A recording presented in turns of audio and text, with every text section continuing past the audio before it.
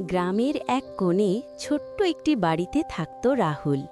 তার বাবা একজন কৃষক আর মা গৃহিণী। বাড়ির অবস্থা খুব ভালো ছিল না, কিন্তু তাদের পরিবারে ভালোবাসার কোনো অভাব ছিল না।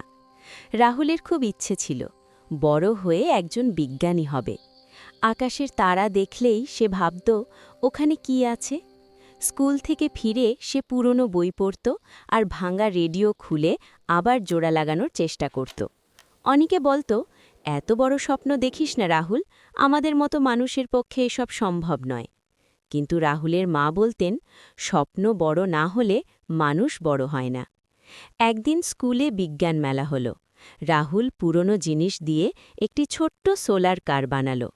প্রথমে সবাই হাসাহাসি করলেও যখন গাড়িটা রোদের আলোয় চলতে শুরু করল, সবাই অবাক হয়ে গেল। শিক্ষকরা তাকে প্রথম পুরস্কার দিলেন। সেই দিন রাহুল বুঝল, পরিশ্রম আর আত্মবিশ্বাস থাকলে কোনো স্বপ্নই অসম্ভব নয়। বছর কয়েক পরে রাহুল সত্যিই একজন বিজ্ঞানী হল। সে তার গ্রামে ফিরে একটি বিজ্ঞান শিক্ষা কেন্দ্র খুলল, যাতে গ্রামের অন্য ছেলেমেয়েরাও বড় স্বপ্ন দেখতে শেখে।